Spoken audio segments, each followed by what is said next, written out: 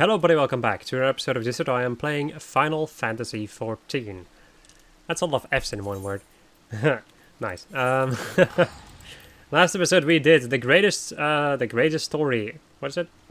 The greatest story never told. Which was a very convoluted and not so easy side quest to do. And all we get is achievement and 10 whole gil. Was it worth it? That's for you to decide. I, in any case, did the quest. As I will be doing all the side quests. Or at least as many of them as I possibly can. But for now, we are going to go and do another side quest. An actually useful one. It's going to let me learn 4-point Fury, which is a pretty nice move. Alright, Eric. Oh, Eric. You two played me for a fool. The data was, the data the simpleton monk brought me was absolutely astounding, groundbreaking, revolutionary, yet I remained objective in my analysis as a scholar must. Poring over the data, I finally arrived at a disheartening conclusion. The two of you took measurements of the same area. The values were near identical. Equivalences mocking me as I struggled to reconcile them. I could neither sleep nor eat, lest I waste time not drawing nearer to the truth. And for what? Tell me. What is it you two were doing out in the field? I love that one goldsmith's just looking at us. Bah, not this bloody chakra nonsense again. How many times must I tell you? It is not but imperceptible ether. Call it what it is. And to think I had a mind to put your names in her mind when my hypothesis was published. This life force, this spiritual energy, this godforsaken eternal soul essence, I care not what primitive nomenclature those backward monks wish to assign it. It is ether, plain and simple. They claim they are able to manipulate and amplify it through discipline and the opening of the so-called chakra. False. It is nothing more than the ethereal regulations of organisms, a basic and natural concept. In an attempt to explain that which science does not yet fully understand, the monks have erected an institution of control. Their preachings are unassailable by design, for none can disprove the existence of the unknowable. They promise power in return for abdication and servitude. Control and power indeed. Only that of a man. It is the very essence of a religion, and should be treated with contempt, as all religions should. Ether resides in all living things, as do natural mechanisms with the capacity to regulate them. This is simply life, not some mystical, supernatural endowment. I concede, of course, that the heightened mental faculties of man allow for the potential to gain conscious control over those mechanisms, indeed. It would appear that you and a simpleton monk have already achieved that end. The indiscretion and impertinence of youth, suppose it can be forgiven, once. In my own youth, I was not to the model of perfection you see before you. Wow. I too have made what some might call mistakes. Not myself, but some. Or not, whatever. In our talks together, the simpleton monk often spoke of the seventh chakra. Its awakening is thought to be the highest achievement among the monkhood. I make it a habit, though the tenets of my intellectual enemies. It was a flow of the ether within the two of you which betrayed your falsehood, the whispering of your chakra, as I'm sure the monks would rush to call it. But serendipity most often visits the industrious. Just so, it is precisely these ethereal whispers that proved to be most intriguing. The waves of these sounds resonated perfectly with the ether on the background, or of the background. I can see by your vapid expression that you are missing my point. Allow me to spell it out. It follows that if one were to visit the battlefield with a certain ethereal wave amplitude and frequency, it would resonate with one's own ether. This is the phenomenon responsible for the initial opening of your chakra. I cannot believe I'm being reduced to speak in these terms. It stands to reason that for any ethereal wave, there may be a location that will resonate with it. Think of the implications then. If the seventh chakra the monk speaks of truly exists, then so too must an ultimate battleground to bond with it. The concentration of ether in such a place would be unlike anything ever recorded. I forgive your past treachery. Guide me as it did to this great discovery. That, and I need you to do some more work for me. Here, take this new thermometer. Make for large skull in the east shroud. My research indicates it is a very promising tract indeed. Set up the thermometer as you have others in the past, and then kill whatever you must to obtain a strong reading. Nod. Slaying beasts there will release the ether of the land they are steeped in. And it may then resonate with your own. I suppose in the primitive term of your monkhood, that would translate to the expansion of your chakra. Oh, and you'll not be crossing paths with the simpleton monk this time. I will be sending him to take readings at East End. With no intention of allowing you two to conspire to impede my research again. If you care to know more about the events that have transpired at large scale, I suggest you pay a visit to your local library. East End, on the other hand, is a fascinating subject of which I never tire speaking. Ask me about it anytime if your curiosity ever gets the better of you. This dude uses way too many words. He's almost like me. Let's go and read in my normal voice about East End. East End is just that. The eastern end of the Black Shroud. The Autumn War marked the beginning of hostilities between Ala-Mhigan and Gridania. The first major victories in that war came at the First Battle of Tinolka, and it belonged to Ala-Mhigan. Defeated, the Gridanians retreated to the safety of Five Hangs. The front was splintered, and afterwards they would resort to opportunistic ambushes and the constant redeployment of troops to continue their resistance. The Ala-Mhigans, confident of ultimate victory, enjoined Gridania to surrender. As conditions, they demanded that all of the east and portions of the central shroud be relinquished, and perhaps more disturbingly, that the sea tiers be taken as wards of Ala-Mhigan, where they would be met with no harm. Needless to say, Gridania refused. Providence was to be delivered to the Forestborn by the neighboring nation of Ishgard. Wary of Ala-Mhigan's ambitions for the region, the sea appealed to Ala-Mhigan and Ul'dah for aid. The three joined Gridania in her declaration of war against Ala-Mhigan and sent troops to reinforce the front. But this was far from a gesture of charity. It is easy to see what the motives of the sea were. Should certain sections of the Black Shroud be annexed to Ala-Mhigan, Ishgard's southern and eastern borders would become extremely vulnerable to a possible invasion. For their part, Ala-Mhigan and Ul'dah had virtually nothing to lose by entering into the war, and yet everything to gain by curbing the power of Ala-Mhigan in the realm. Even more, victory would place Gridania in their debt.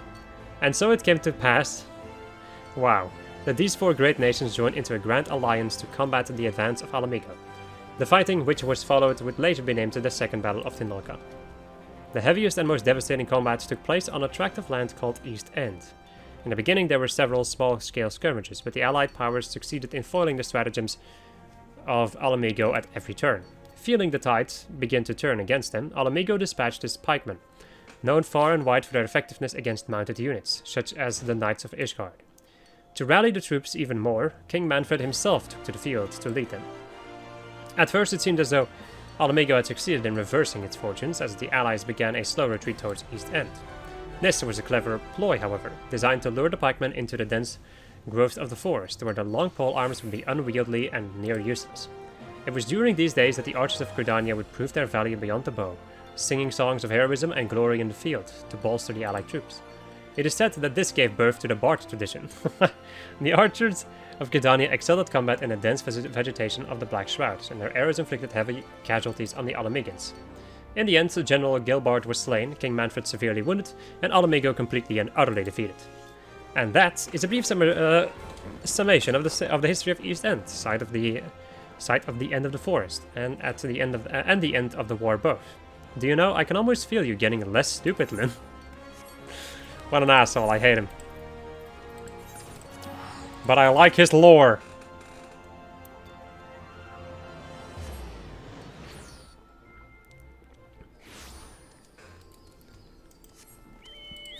Alright. Time to go to the north.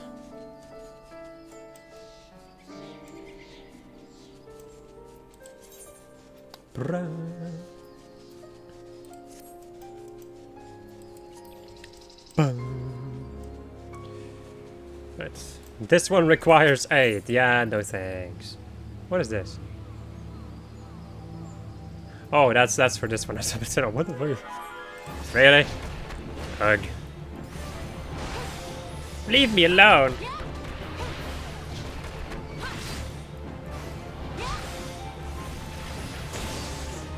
My god. This thing is very beefy. Get out of here. Right. Use the thermometer. Boop. You sense a hostile presence.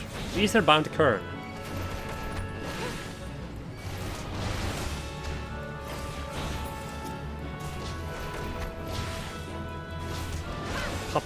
Punch. Punch it. There we go. And I think it's gonna be more, right? Yeah. Yeah, boy.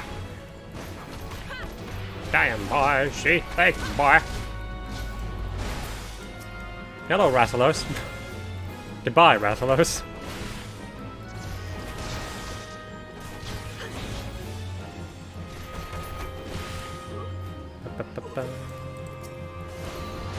And 3 more. 3 for the price of 1.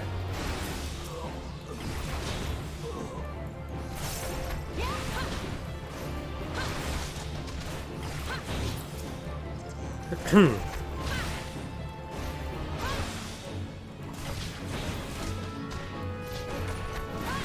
we go. Well, that is all. Let's grab my digger hook. My thing. My bloody thing. This one requires aid. Ha! Bye! Sayonara. Let's back over to Eric. The truest of assholes.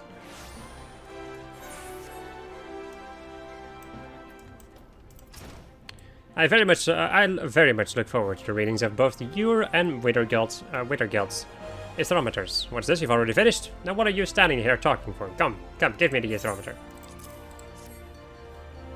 Amazing, simply amazing. And your soul crystal, it's glowing more vibrantly than before, is it not? I'll begin my analysis of the data with all haste. You've come to be quite the model pupil, Lyn. Wish that I could say the same of the monk simpleton. Ugh. See the feeble gears turning in your mind. Come, there's no need to feel shame at your ignorance. If you wish to know what has transpired, you need only ask. I promise to use small words.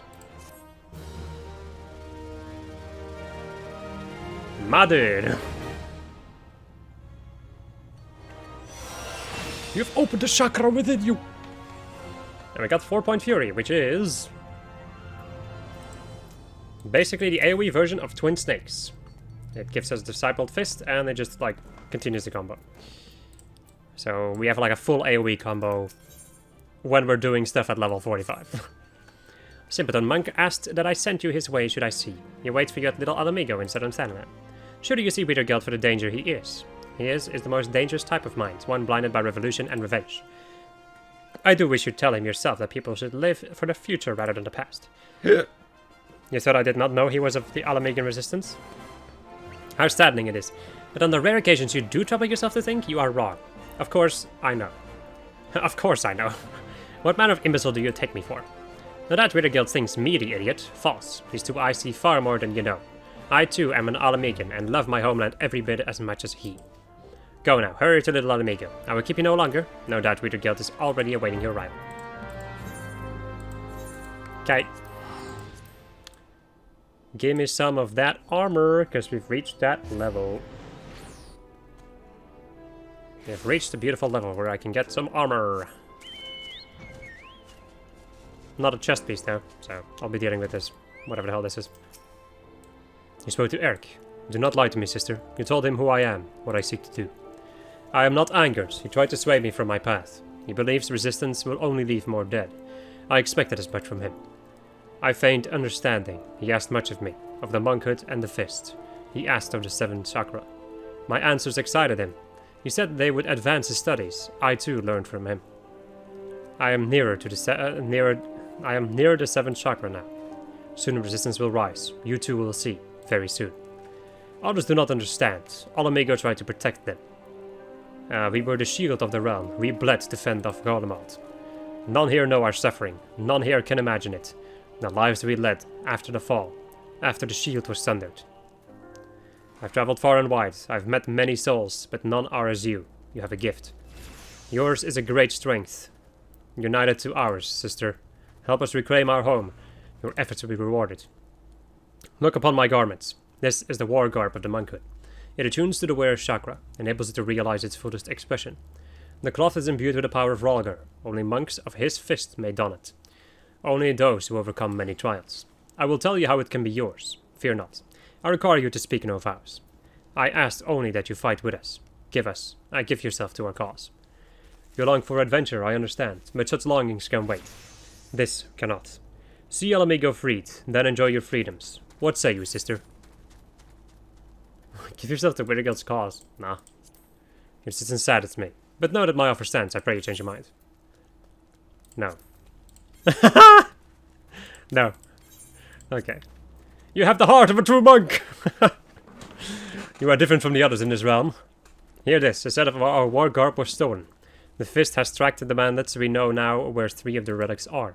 Here in southern Tanland, the Sepulchre and the Circle of the Tempered. And in northern Tanland, the abandoned Ala-Mhigan mithril mine. Your soul crystal will react to the relics. Draw near them, and they will glow. By this power you can find them. The Fist's honor has been trampled upon. Make the heretics you find pay for their sins. Eric has sold his soul to this land, but he is a knowledgeable man. He knows more than I of the monkhood and of the Fist. Speak with him if you would know more of our way. The man revels in hearing himself speak. I wait the day we fight side by side, sister. Go now, and go well. Well, I guess I'm now a part of the Ala-Mhigan resistance. Oops.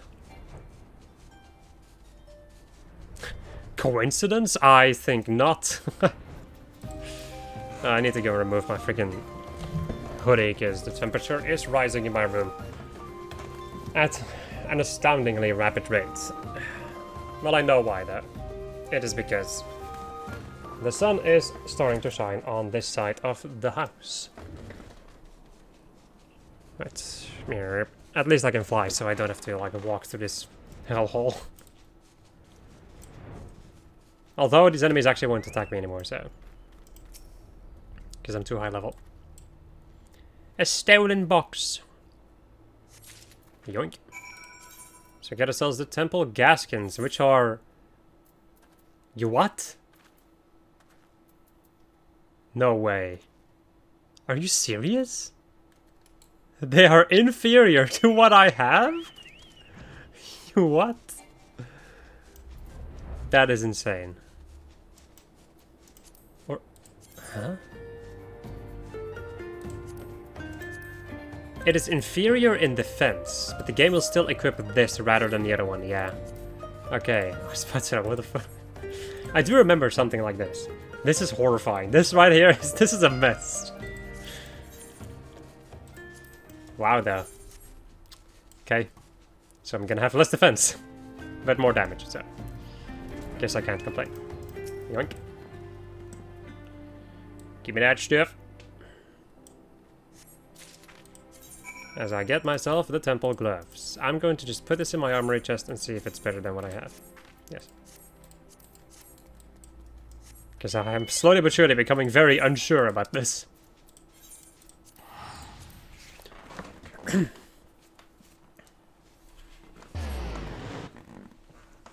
thing is, a lot of these armor, like these other armors, are also like they're just a disciple of a war armor sets instead of like specific armor sets for your jobs. So that is once again, I think, only a thing in A Realm Reborn. I don't remember a disciple of war piece of gear existing after A Realm Reborn. Then they are like more class related. There we go. That is interesting. Not going to lie. Let's go back to Watergeld. Good vibrations. That's a quest name and a half. Oh, something in my glass. That I would rather not swallow.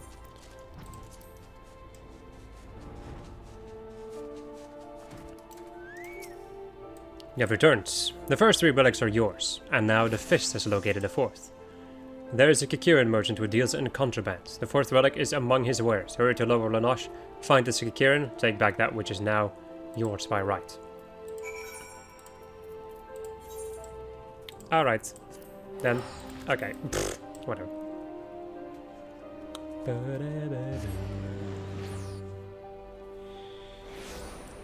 Right. Time to kick some Kikiran ass. I'm about to kick your ass. That's gonna be something I'm gonna say a lot because I really like that line. Right. Hello. Stinky Aura. Come to stop Kikiran's business. Come to take shinies. Kill her. Kill the Stinky. What do you mean, Stinky? You're Stinky. Menacing, mercenary, and mindful mercenary. Now, using AoEs is not that good of an idea against these. Yeah!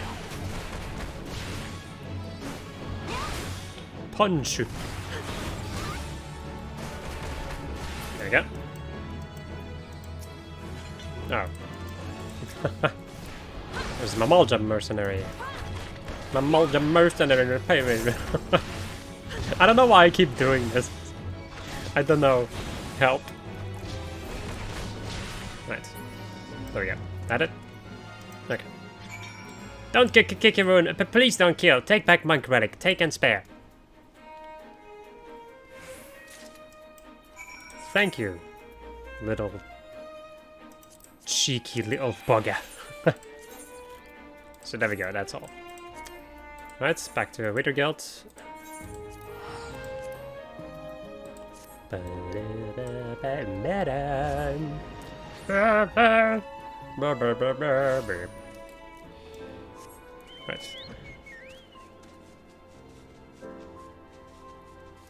Hello, Wither Guild.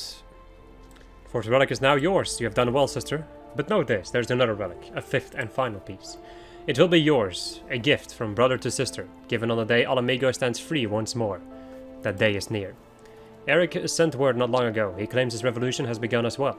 He has made a grand discovery, and is now setting it to paper. I look forward to his work.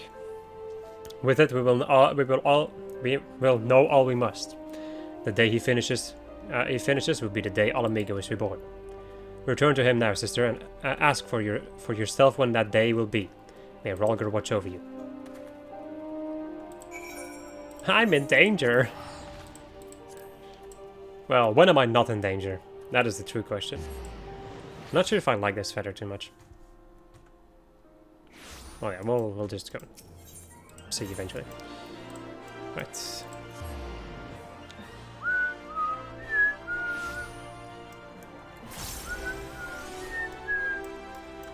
Hello. I'm afraid I haven't time for you now, Lynn. I'm penning my thesis based on the ethereal data you and the simpleton collected. There have been significant developments since last we spoke. Or rather, since last I spoke, and you stood before me with that vapid expression. Soon I will complete my work and present it at a conference of my peers. Surely you can pass the time until then, punching and kicking and pursuing other monkly interests. Yes? Go do that then. Now, don't you have some new information about monkhood?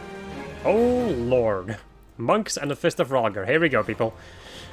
The monks and the Fist of Rhalgr are interesting in the same way as any other organized religion. A sad, pathetic and humorous way. The brothers and sisters of the monkhood are those souls training in the service of Rhalgr, god of destruction among the 12. The Fist of Rhalgr is their order. This barbaric cult traces its origins back several centuries to Ala-Mhigan. That simpleton Wither Guild is one of their number. The Fist teaches those foolish enough to listen that through rigorous training of the mind and body, and with constant invigoration and refinement, one can approach the sublimity of Rhalgr himself. Such is their power of concentration, that they are able to master the ether within their bodies and channel it in a manner that grants them immense destructive power. The monkhood insists on calling this internal essence spiritual energy or life force, but trust me when I say it is nothing other than ether. Endowed with this brutish, unthinking gift for hitting things very hard, the entire cult has evolved into a sort of clergy with martial proclivities. This was no doubt a result of their main temple being located in Reborn, a region plagued by warfare, where knowing how to protect oneself is essential. As the years passed, however, what began as a simple group of religious fanatics fighting to protect themselves grew into an ambitious organization of religious fanatics taking part in the region's power struggles. Those in power in Ala-Mhigan grew wary of these war priests who proclaimed all their fights to be fought in the name of a god and who employed deadly force without the slightest hesitation, and so rather than make enemies of the monks, they decided instead to use them to their benefit. Through affiliation with the Ala-Mhigan royal family, the Fist of Rhalgr was incorporated into the nation's standing army. This not only granted the monks a great deal of power, but furnished them with all the rights accorded protectors of the citizenry, and their political influence was still growing. And then this one. I confess I find great joy in studying the demise of a religion, and even greater joy in recounting it. The power of the Fist of Rhalgr grew unchecked in Ala-Mhigan, and it was eventually named to the state religion. After this, its influence over political, economic and cultural spheres of life became even more considerable. Needless to say, this did not sit well with one and all. Among them was the last and most ugsome of Ala-Mhigan royalty, the King of Ruin, Theodoric. The rise of the Fist meant a potential rival for power, and he would not suffer the monkhood to encroach on his whatever, that's a word. To counter their claims of religious righteousness, he simply conjured his own out of thin air, proclaiming that the throne was his by divine right, given him by the word of Nimea herself, master of Rhalgr. He then banned the worship and likeness of Rhalgr and all other gods, and demanded that the prayers and praises of Ala-Mhigan be given to Nimea and her alone. In doing so, he sought to establish his own absolute uncontested rule. Naturally, the Fist and other worshippers of Rhalgr throughout the nation rose in protest, precisely as Theodoric had known they would. He used the uprising as a pretext to imprison several high-ranking monks, whom he then tortured until they confessed their order's plans to topple his rule. In 1552 of the 6th Astral era, Theodoric led a vast army to the site of the monkhood's main temple and surrounded it. Monks, novices, and devotees, including their elders, refugees seeking shelter after the fires of war, had turned their homes to ash. Servants and peasants hired to do no more than till the fields, none were left alive. The monks fought heroically, but were hopelessly outnumbered with the massacre of that day. Nearly all of the monkhood perished. The elders, the keepers of the tradition and its knowledge, resided within the temple grounds. It was thought that all versed in the way of the chakra were lost. But then what of this weirder god simpleton? Just who is he? Perhaps the end of the Fist was not the end of the monks after all. And that is it. That's a lot of reading. Right, so I'm gonna cast some glamour onto this. With the mana shirt. Because it looks cool. There we go. And it kind of makes sense with this outfit. With the emphasis on kind of. Right. Cool.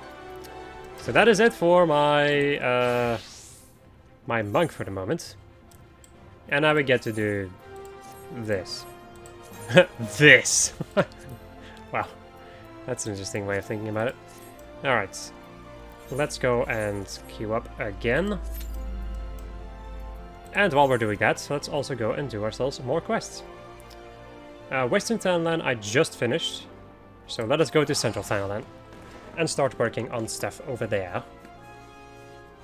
Actually, I'm not thinking about it. I can just abandon this one quest that I accidentally... Actually, one that I needed to freaking pick up. Yes. I'm going to abandon that one for now. I'll be back. I might have done the quests around here. I may have done them already. Which means that Southern Townland is next. In Little Ala-Mhigan.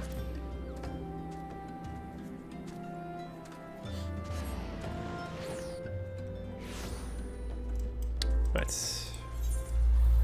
Let us begin. Then shall we begin? Bet. Right. Adventurer, I would have your ear. Have you perchance visited the ruins south of here? It is said that they date back to the era of the Baladians. As a student of history, I was delighted when my superiors sent me there on patrol. My delight soon turned to dread, however, when I discovered the terrible truth. These ruins are haunted. Yes, you heard me right. Spectres of Baladia haunt the place to this day, and my limited training has hardly prepared me to face such horrors. Would you be so obliging as to take this holy water and shepherd the lost souls to stalls round?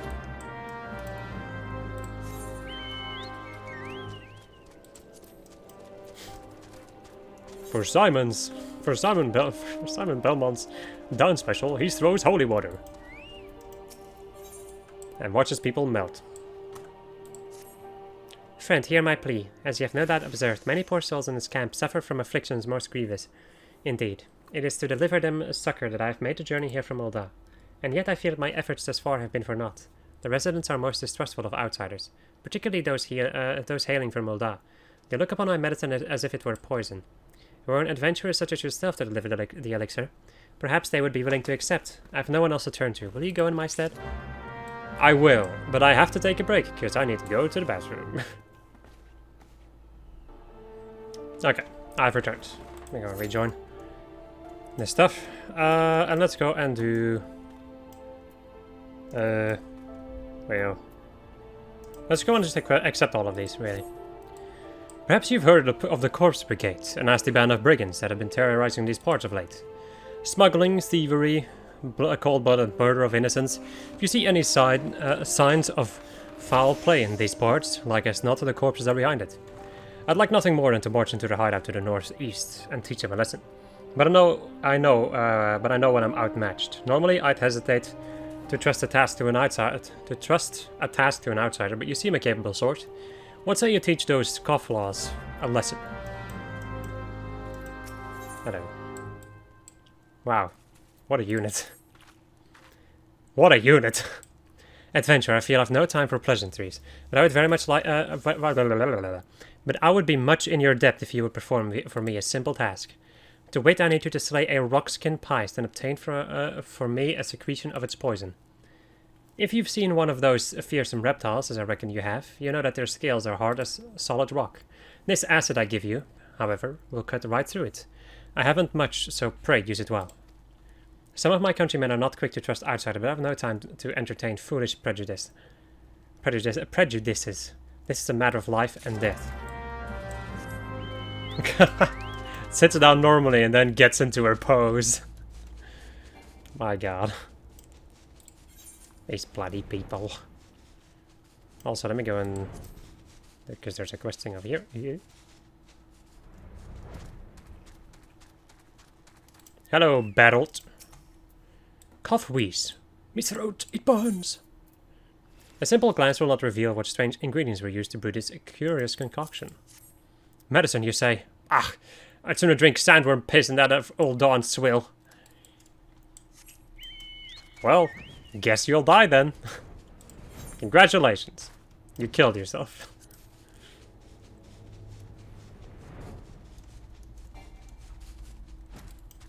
Nice. I can't breathe. Ha! Another phony elixir cooked up by those old Dawn quacks. Be gone from my sight. What is it, outsider? Come to mock us in our suffering? Go ahead and laugh. Laugh to your heart's content. Get this. Hello. That's what I think of you outsourcing a medicine. I'd rather die with dignity than owe my life to Ulda. What a bunch of assholes! Right, before we go and... where's the exit? Before we go and return this quest, let's go first to some other objectives. Like kill some dudes. Some tempered buggers.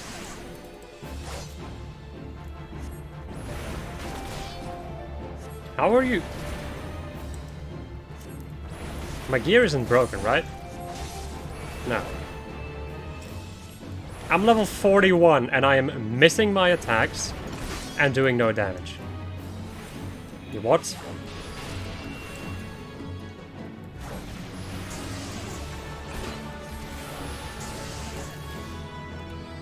That is weird.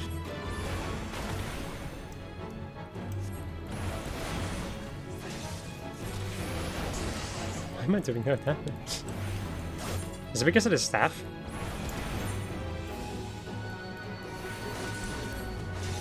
It's probably because of the freaking rod. Because I now have this freaking shield. But this is the best that I can do, so... Crap. Crap is what I would definitely say. Right, I'm going to do this.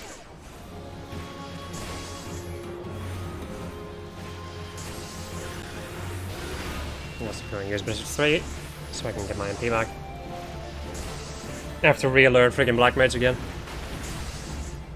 Kind of.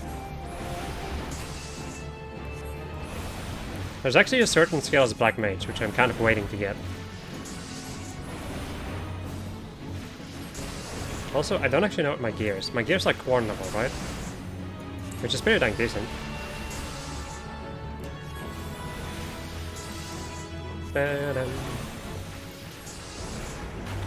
My god. I am about almost 20 freaking levels higher than this dude. And still they persist. Is her strength truly so great? Apparently it is, buddy. We're gonna stop moving, do this, and then, yeah, BRB. Okay, I have returned. I was about to say, like, what? I managed to get myself these things over here, or like this thing. These things. It's a single piece of armor, but...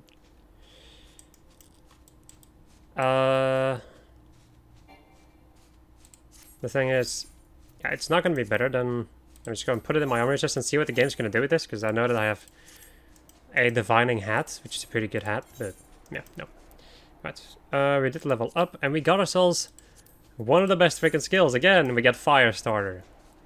Grants a 40% chance that after casting fire, your next Fire 3 will require no MP and no cast time. That freaking spell is a godsend. Or that trait is a godsend. This way you basically just spam, you just spam fire, as you usually do. But now, every now and again, you can shoot a free Fire 3. Once again, don't use Fire 3 outside of having this free stuff or switching between the different elements. Because it's really, like, the cast time and the MP cost are way too ridiculous to actually be good. In my very humble opinion, of course. Right. Hello. Get a load of this. Please don't move too far away. There we go.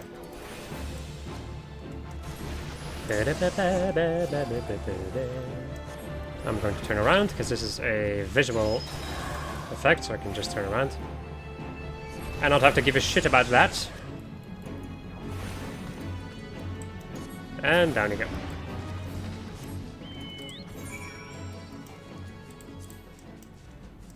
Also, the time has come. I think I'm gonna do one more roulette. And then that's probably gonna be the end of the episode. So.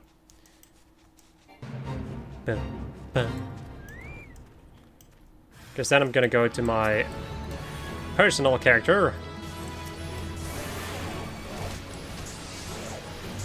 Alright. Like that. Hits me with slow. You hit a black mage with slow. You're evil.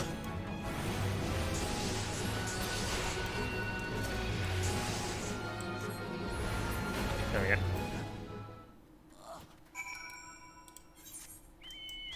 That's all done, dead.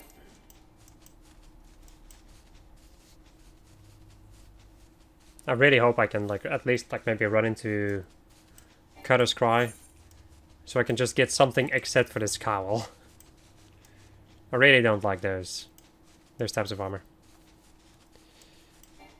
They leave a sour taste in my mouth. You return, adventure. Have you brought the poison I seek? Its strong, sour smell would give it away if used in food or drink, but it works just fine when applied to weapons or used in poison potions. On behalf of my countrymen, you have my thanks. Forgive me for my brusqueness before. Our skirmishes with the Corpse Brigade have taken a great toll on us of late. They employ poisons ever more lethal, and our antidote stores were running low. I must attend to my potion brewing, but thank you, outsider. Because of you, the men and women of the Resistance live to fight another day.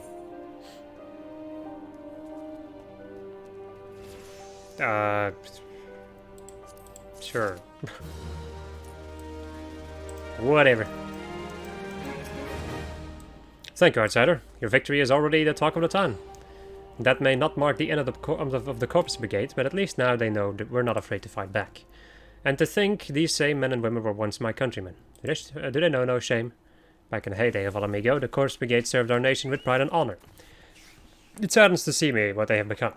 But I would slay them down to the last if it would ensure that they besmirch our homeland's name no more. As we get goat skin stuff and this necklace, which I am unable to see because of this thing. I'll take the money. No luck, I see. Take heart, friend. You did what you could. Age-old wounds are not healed so easily, but I must not give up this cause. Potion. Looks like this episode is gonna run a little long. Because there's 50 people in front of me, because it's about time for roulette. Remarkable. You adventurers truly are as valiant as they say. I must devote myself to my training, that one day I too may be capable of such deeds. There we go. Let's go and get these two next quests over here then.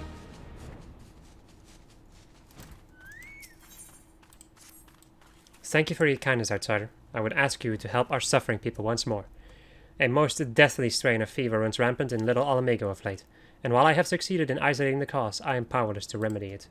The fever is borne by an elusive breed of wasp, you see, and only by exterminating the pest may we put an end to the epidemic.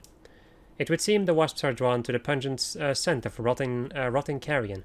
Douse this cactus piss over the carcasses of some unfortunate creature, and they should quickly swarm to the scene.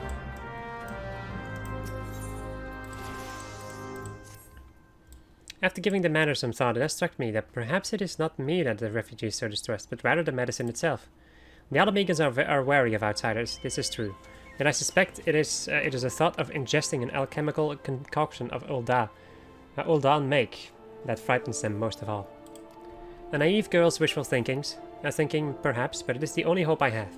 There's a kindly old refugee by the name of Alpha, and the only one thus far to accept my treatment. Might you speak with him and ask if there's any truth to my theory? Okay. But I will first go outside. Let me go and kill one of these. Cactus piss. Ah, piss. Oh yeah, fire starter, baby. Look at this. 40% chance to annihilate the enemy. Wait, I want to read this. A potent potable brood from Sabatender fruits by desert outgoat herders to help them forget the fact that they are outgoat. What the fuck? Boring flesh fly swarm. So boring.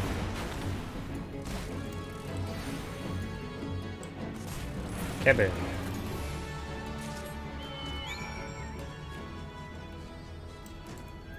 And then some potter wasp swarms.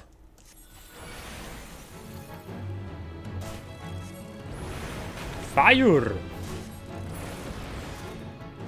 And then one more.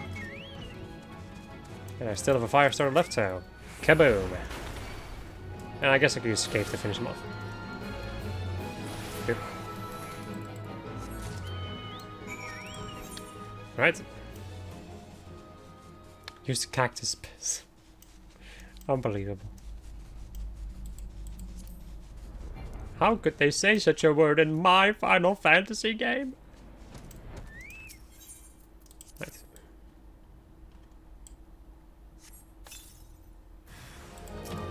And another set of boring flesh fly swarms. Whoopsie, bumped into my mic. It doth happen. Every once in a while. Right. Gucci.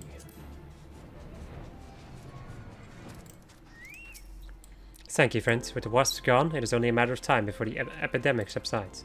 You may be an outsider, but you have brought more succor to my people in a day than I have in many a month. And I have many in a month, whatever. We are a humble people. I have not the means to properly express my gratitude. It may not be much, but know always that you have a friend in little Ala-Mhigan. Fried egg, or a crumpet. I'll take this one.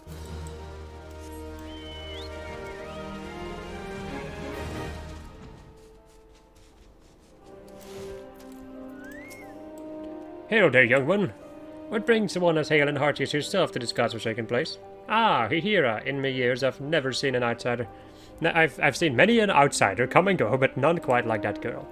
I don't begrudge me countrymen their judgment, of course. Gods know they've seen old at its worst, but it's clear even to me clouded old eyes that the girl means well, and I can't bring myself to scorn her good intentions. Oh, forgive me, you were asking about medicine, were you not? We Ala-Mhigans aren't much for alchemy, but we've got our fair share of remedies, passed down through the years. Steep the fruit of a sabatender in hot water, for instance, and you get a tea that'll soothe the worst of fevers. Call it an old man's hunch, but I have a feeling that even the most stubborn of me countrymen would gladly down a cup of cactus tea, even if it were the old Don lass who did the brewing.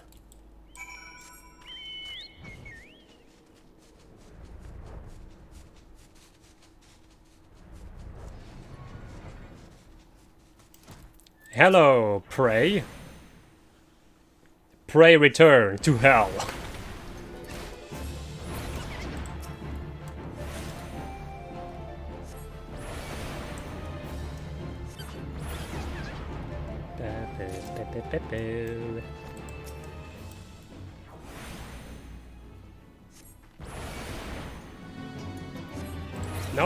No fire starter for me? I wish there was an ice starter. Would be cool though. But the game kind of wants to dissuade you from staying in ice form. In Umbral Ice.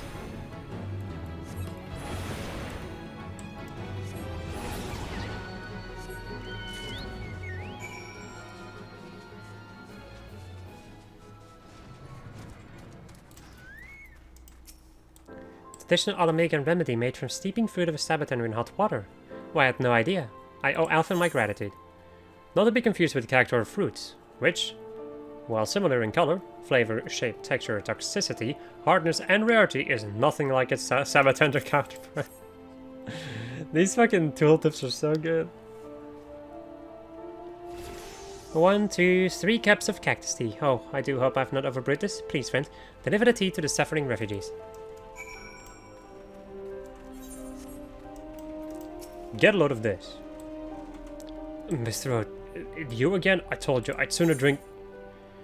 Oh boy. To make cactus tea, sabatender fruit is dried, ground into a fine powder, and then left to sit a full night under Menthena's gaze to frighten away the spirits of the sabatender that dwell inside the seeds. The powder is then added to boiling water and stirred until a foam forms upon the water's surface. The foam is given to break fever. The remaining liquid discarded under a rock found to the north of the patient. My god, this is so good. Is that cactus tea I smell? Well, stop dawdling, hand it over. Can't you see I'm suffering here? That was so good. This is so good. This is why I do side quests, people. This is the reason why I do side quests and read the stuff. Because it's filled with wonderful gems of freaking writing. Oh, tell the old Don wench I'll have none of her foul alchemy. Cactus tea, just like my dear mum used to. Brew it. I don't know where you came by this, but you're a godsend.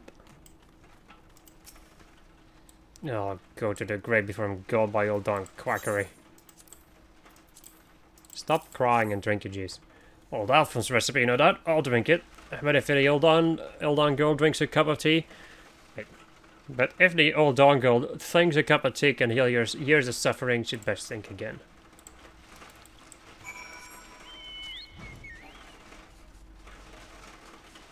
It started to rain, which you might hear in the background. My apologies in advance. Hello. They truly drank it? Oh, I've waited for this day. Even I am not so foolish as to think that I have earned the trust of all the refugees, but on the long road to peace and understanding, even the smallest step matters. And that, my friends, is all for this place. And my Q popped at the perfect time. I will be right back. Alright. After that run, we have now reached level 43. And I will now extract my materia, repair my gear, end of the episode. Oh, well, I'm just gonna first end the episode. Then I'm gonna repair my gear. I was thinking about taking a look at some glamour stuff, maybe, just to have an idea of what I might be interested in. And after all of that, I'm gonna check out to see if I have a house or not. So hope you enjoyed this episode of I was playing Final Fantasy XIV, and next episode we're gonna go and deal with even more of this. We're close, we're really freaking close to getting ourselves some stuff, which I just totally blanked out. We're very close to being able to start some other jobs in another region, so